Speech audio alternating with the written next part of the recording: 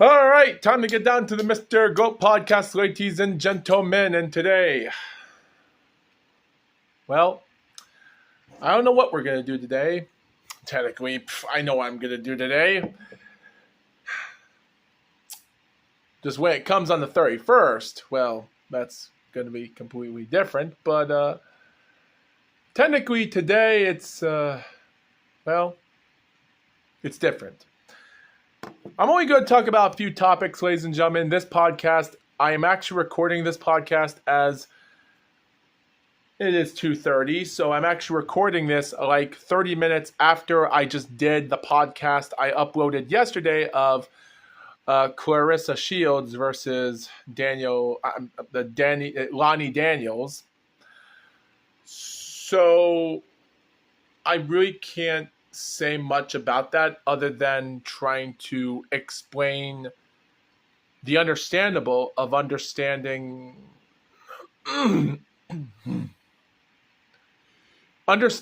what I'm trying to do and understanding the level of fortitude, because guys, we're already a few days away from the month of July, so I am going to report what we might see in the final days, quite frankly. So guys, July the 27th, we do have a Sketches Republic Sports Live 24 and Sketches Republic, and there's nothing much to it, so there's nothing live there today, as we would say much about it, so good luck watching if anyone's there. We do have a lot of shows and other boxing events in Japan, in Hyoga, Japan, and Kobe. We also have another fight in the Art Center in Kobe, just away from the Central Gym in Hyoga, Japan, another event. KBS Hall, Kyoto, in Kyoto, Japan. And, well, the arena in Takikawa Tachiui in Takikawa, Tokyo, Japan. But of course, all the events and boxing matches have finished. Just keep that in mind. Because as of right there, today's Monday over there as we're speaking. So it's already midnight as we're here. So keep that in mind. And the fighters I am interested that night is a guy that goes by the name of Ryuto Sumida, ranked number 173 in the super welterweight. Picked up a great 8-round decision in Art Center in Kobe. So I am interested in seeing what that guy might have in store for us in the boxing future, considering if he has what it takes. But yeah, again, I really can't say much about if he has what it takes. The only show in America happening is a fight from a place called Next Champ 10 in Louisville, Kentucky in the USA. But I later realized when it said KB Amateur Boxing. So the whole entire show that day on Next Champ 10 it's nothing more than just a KB amateur. A KB is a different word for a different type of boxing, and it's only an amateur thing. So that's the only event. Tomorrow on the 28th, we only have one show of an event taking place in India. Interesting promoters, nothing much to talk about other than undefeated 12-0 fighter that's ranked number 141. So, but yet again, I can't say much about it. By the end of July the 29th, nothing is going on, but we do have an amazing boxing event on July the 30th. We have two shows, one in Australia where we have Floyd Mason fighting for the IBF Pan-Pacific Cruiserweight vacant title against a guy named John Parker.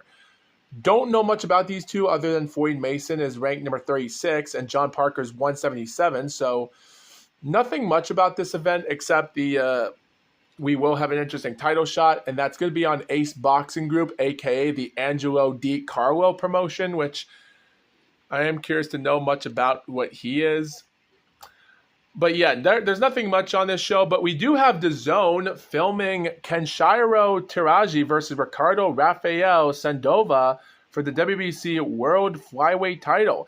And Kyosuke Takami, that's actually ranked number 1 for pound in the light flyweight, is going to take on Well, you guessed it, WBA light flyweight champion Eric Rossa. The guy was a former minimum weight champion, even though they said he was in the regular champion, so I can't say much about that. But yet again, that's going to be an interesting fight, and to be honest, that will be the last boxing matches for champions this month of July. So I have a feeling Eric Rossa and Kenshiro Teraji and their opponents are going to do great. And if Eric Rossa, ranked number 14, does win against Takami, he's a top star of the pound for pound there. And that's going to give him a bigger push. The problem is he is going to fight this in Japan. And even though he has fought places as from Dominican Republic, so after 8 professional fights since 2020, from 2024, his 9th professional fight is going to be the first time he's going to leave his country to go to Japan to fight against this guy. And this guy's 9-0 with 7 knockouts. So both these guys with... And the thing is, Eric Rossa has 8 wins and 2 knockouts. So he does have to be careful to handle this 12-round fight decent. And if he wants to defend his WBA super light flyweight title, he's going to do it right here in this show in a couple of days. So I wish him best of luck, and it's going to be great. And we also have Antonio Vargas versus Daigo Higa. And that's going to be another interesting fight in the bantamweight because Antonio Vargas is the WBA bantamweight champion.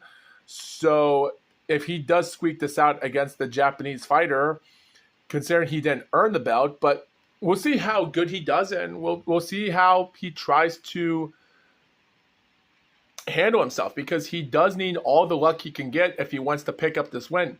So it's going to be interesting. It's going to be really interesting indeed to see who has a chance to pick up this win and pick up a victory here. It's going to be interesting, and I am going to be seriously interesting in talking about who has the chance to box their way to a champion, because as this day, as I'm recording this, it's going to be interesting to know who's going to pick up the win, because we have 3 Japanese fighters fighting against an American fighter, a Saint Dominican fighter, and an American fighter.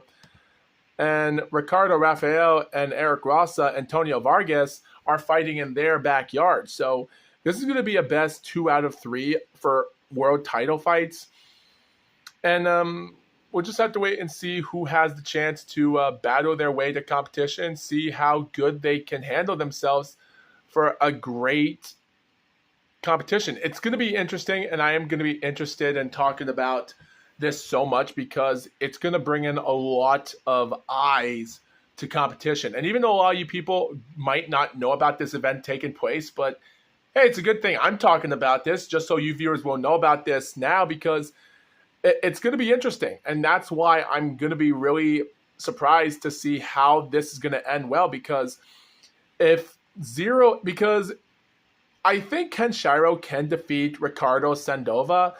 It's just the thing is, Antonio Vargas and Eric Rossa are 2 guys that might pick up their win easily against Daiga Higa and Kyosuke Takami. So this will be an interesting 2 out of 3 fight to see who's going to win. And even though Eric Rossa is not an American, but he's not in the Japanese, and he's fighting in their backyard for the first time out leaving his country. So it's going to be interesting to see how that is going to play out. Because Ricardo Rafael, on the other hand, he's only fought in America a bunch of times. And he did debut in his professional career in 2016 to 2017 in Mexico, and fought sometimes in 2017 and 2018 in America until he started fighting it full time. He went to the Great Britain and in the UK in 2021 at one point, but he started boxing full time in the pros in 2021 to now in America for now. So, and also Kenshiro, also not just in the WBC championship rankings here as we speak, but he's also in the line as a world champion in the WBA, I think. Let me look this up if he is, because guys, the WBA rankings or the WBA championship belts are not existing in BoxRec. So let me look up the light flyweight again. Yes, Kenshiro is also a WBA flyweight champion as well. So it's going to be interesting to see how this is going to play out for anyone. And I hope Kenshiro is still recovering from his loss against Yabuki, because that still might suffer him if he loses against this guy, because it just goes to show you this is going to be hard. Even Antonio Vargas, the guy that was awarded the WBA belt outside of the ring, is going to be playing it interesting, because as him being champion since May of 2025 for the last couple months, even though he hasn't last fought until he was in the interim champion in December for his win last year ago.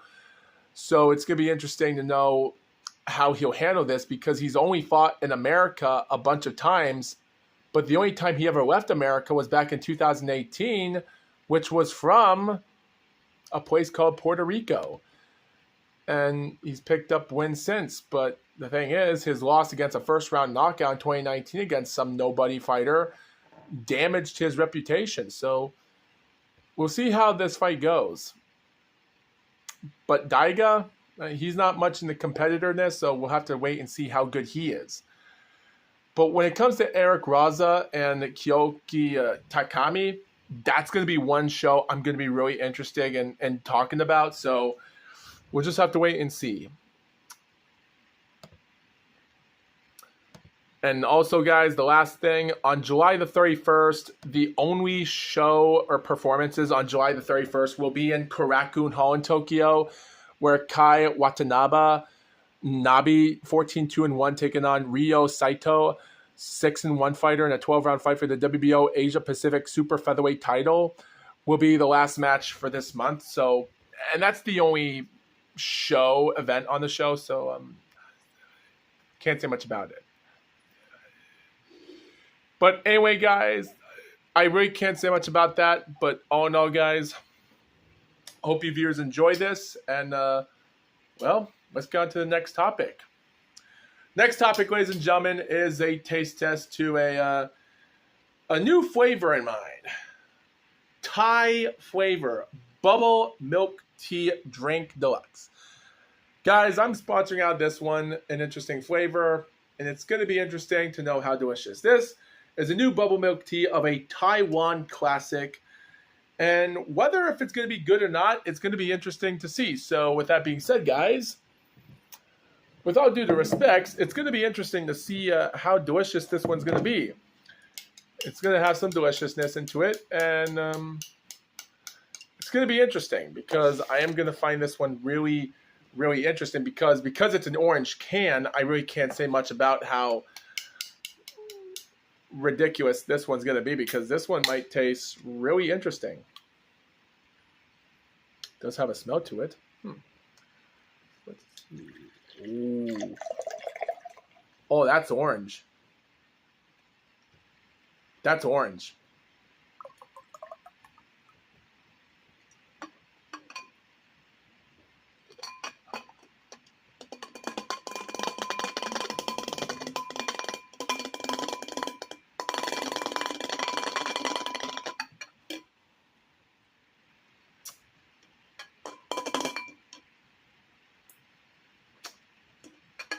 In there. Huh. Interesting. There's a lot of orange flavor all over that. Interesting. So by the tell of it, it looks like it's tomato juice, but it's a really interesting brown flavor. But in the camera, it's actually feels like it's orange. It's going to be interesting to see how good this is. So, cheers.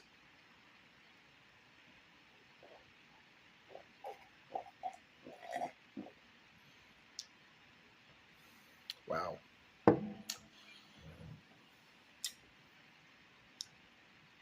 Whew. I don't know what to say about that one, guys. Whew. That one is, whew. I'll be honest right now, but this tastes good. Tastes good. What type of ingredients we have here? Interesting. 187 calories. We have, yep, we have good sugar. Interesting. So a little bit of sodium, chloride here or there, potassium, calcium. I don't know. I want to say it tastes like orange, but I don't know what type of flavor Thai is, but it just tastes like Thai flavor, Taiwan type flavor. So, huh. I just forgot, guys. I don't have any straws for this, so I might as well have to eat the rest of the stuff with a spoon. I don't know. It actually really tastes good. I really love that flavor. It actually tastes really, really good for what it is. Woo.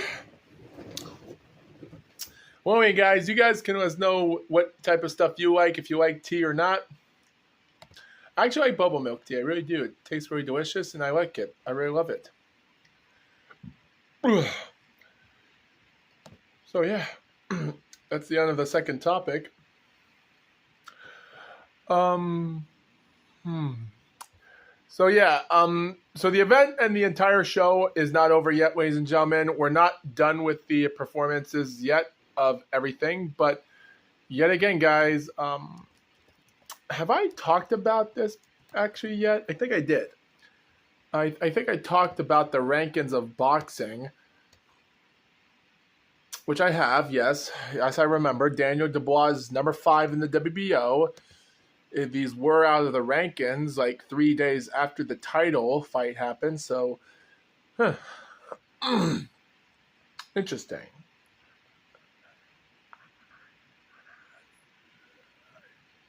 I don't know what to say. Considering everything being well done, it's going to be interesting. So, guys, I don't have a lot of information to talk about everything else yet. And even though this is a 30-minute podcast, so I don't want to talk too much about everything else because my throat's already sore from the last episode of Clarissa Shields and Lonnie Daniels about an hour ago when I already started the podcast. I ended it like 45 minutes ago as I'm recording this one. So what else can you say about that? But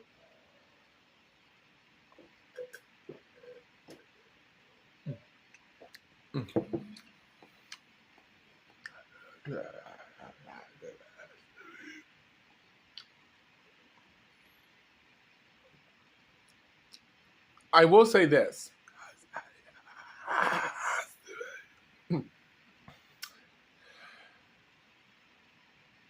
The only thing I can say about Alexander Usyk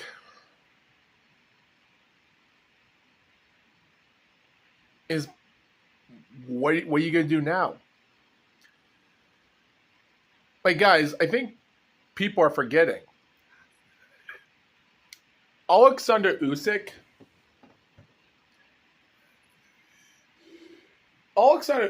has done so much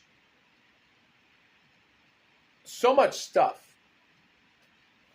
for the last few days. And all I can say about this, guys, is that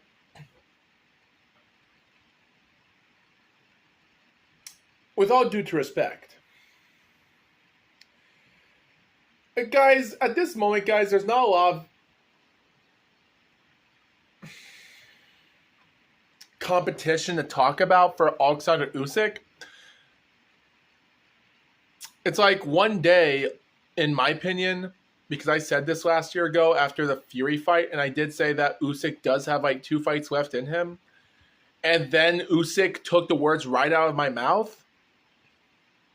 He says the interviews and people said he has 2 fights left. And then before the fight started, like a couple weeks, he comes out and says, oh, after this fight's over, we have 2 fights left. And I'm like, this makes no sense. And then he wins the fight. So I'm like, you have 2 fights left?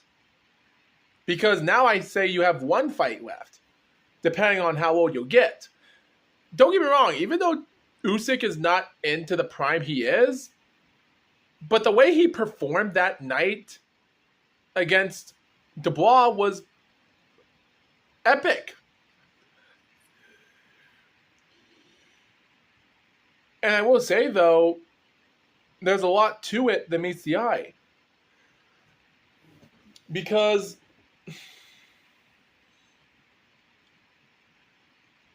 the problem is, I think the problem about this, guys, what I'm trying to say is that Usyk at this moment, guys, Usyk accomplished so much crazy stuff that a lot of us wanted to dream of. And it's great for me talking about this. But at this moment, I'm like, has Usyk had enough? Because understand, does Usyk have one fight left in him? Or so he has to go. Because at this moment, I'm like, even if Usyk does have one fight to go and that's it, then what else can you say?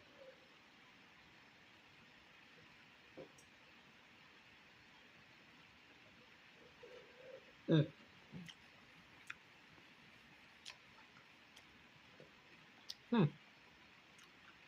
Almost tastes a little bit fruity. I do like this.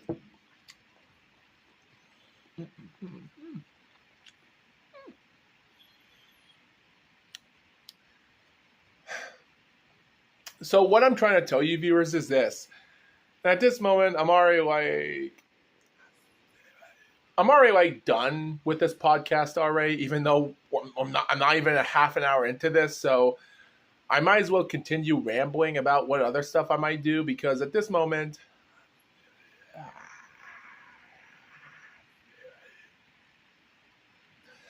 the thing is, Alexander Usyk has shocked the world. And there's nothing much I can say about this, other than he's done a lot of great stuff. Even becoming the first man to become an undisputed championship 3 times, only in 2 weight classes, cruiserweight and heavyweight, and now heavyweight again, in the 4-belt era, that's pretty amazing. And he's done it all against the British fighters. And there's no rivalries he's had to fight on. And guys, Alexander Usyk's attitude and his characteristics are so different than other humans out in the real world today, just like American and British, that it made you wonder why Tyson Fury and Anthony Joshua and Deontay Wilder could never get shots for themselves in Undisputed when they had the opportunity and a chance to do that.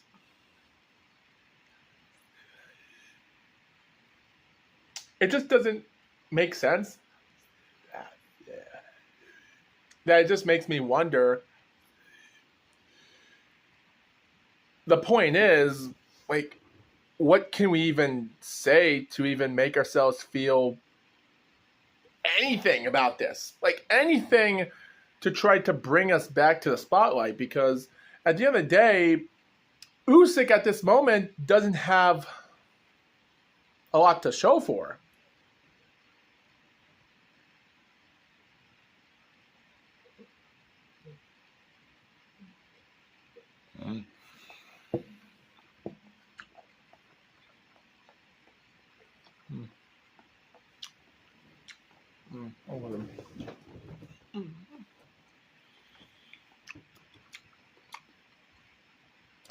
There's just nothing much to show for about Alexander Usyk anymore, because whoever he fights next, is it going to be his last fight, or is he just going to just continue? I really don't know. But guys, there is one fun thing that was really funny to me. Because before I even started my podcast for the Shields fight, I went online trying to understand information, and out of nowhere, we get a video on YouTube that out of nowhere has these videos by a YouTuber named AI Magic.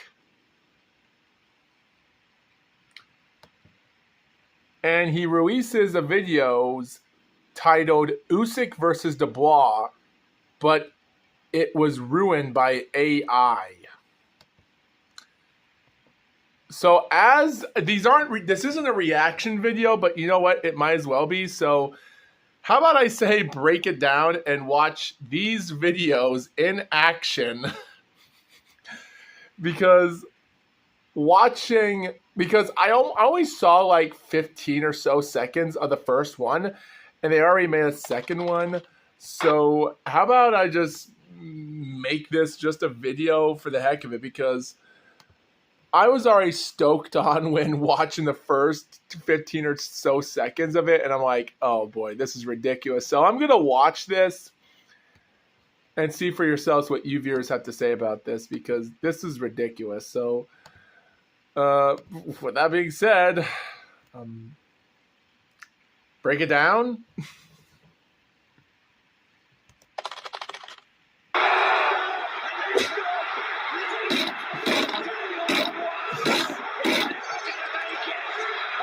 Blocked also helps.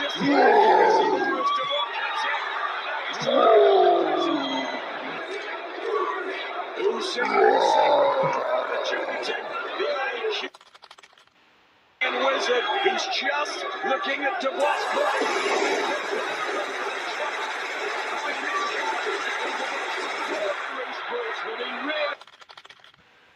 Trying to force it.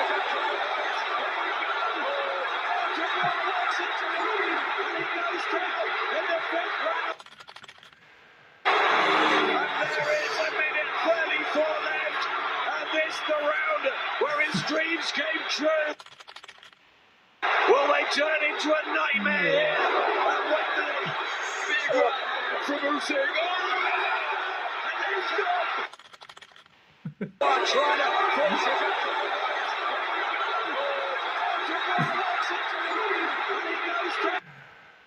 Oh, it's great. Tyson faked retire. Oh yeah, he sure did fake retirement. So yeah. Oh, here's this other one. So, here's this other one that's going to be surprising to watch. I just realized this one just came out a day as well around the time when this happened. So let's watch this one. Said he has to win.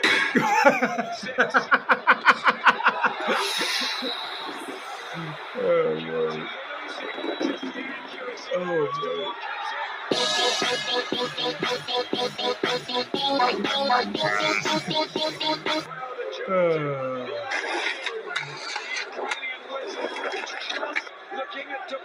Dude.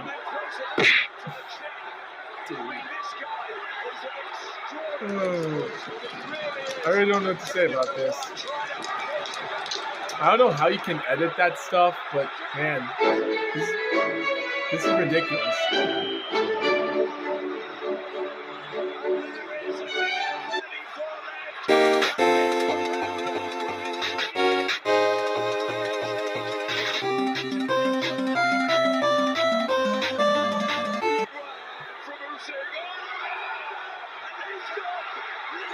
Dude, how are you going to edit their faces? That's ridiculous.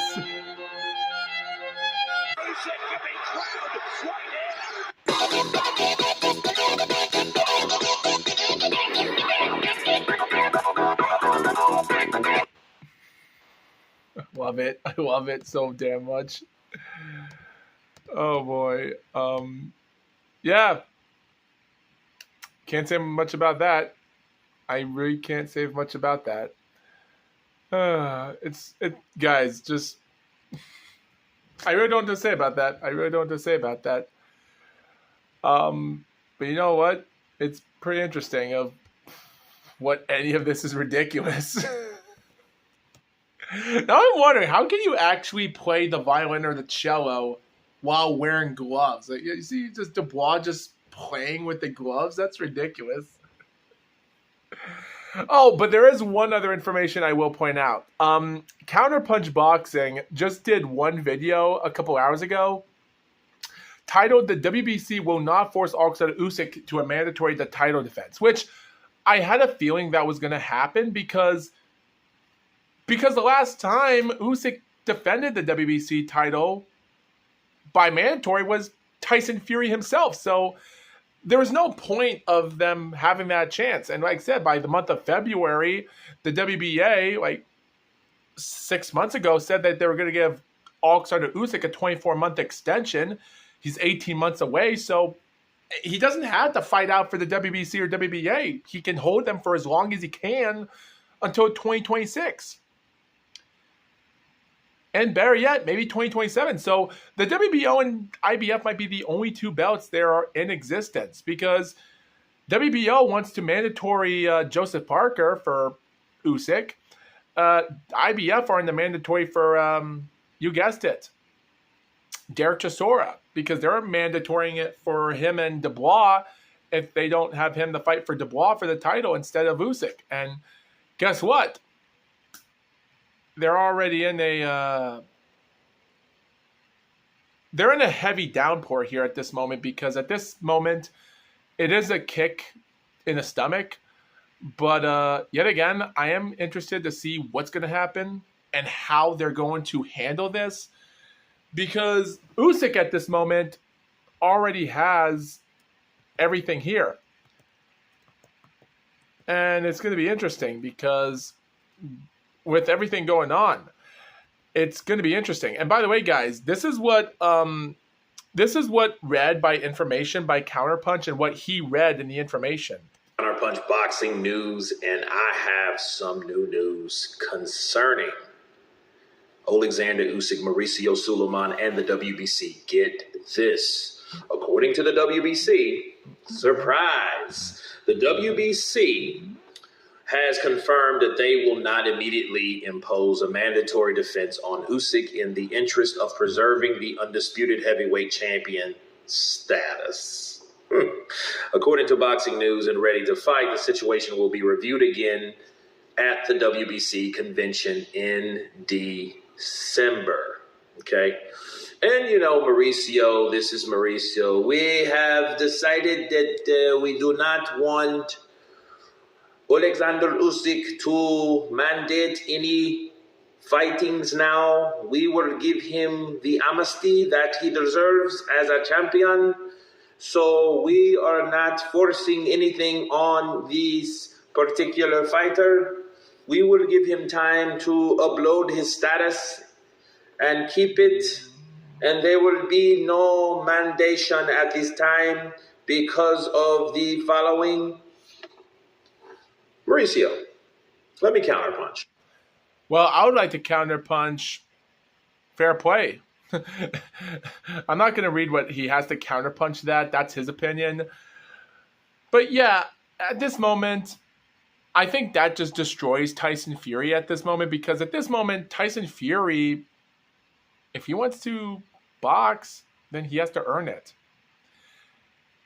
So yeah, all I could say about this entire last episode is that good luck for anyone else that thinks that they have an opportunity, because at the end of the day, even though Usyk completed boxing as he can fight who he wants to and deserves a title shot, if anyone does deserve a title shot, it's no one rather than, in my opinion, would have to be Parker. Agit Kabayel, he's put his boots into the rocks when he defeated Zhang, and he has a chance if they want to give him that, even though he's in the WBC mandatory spot because he's WBC interim champion. So bad enough. So like, if Usyk does fight Parker and he does win, which is possible, that Parker could win as well. But at the end of the day, I just think we should try to go down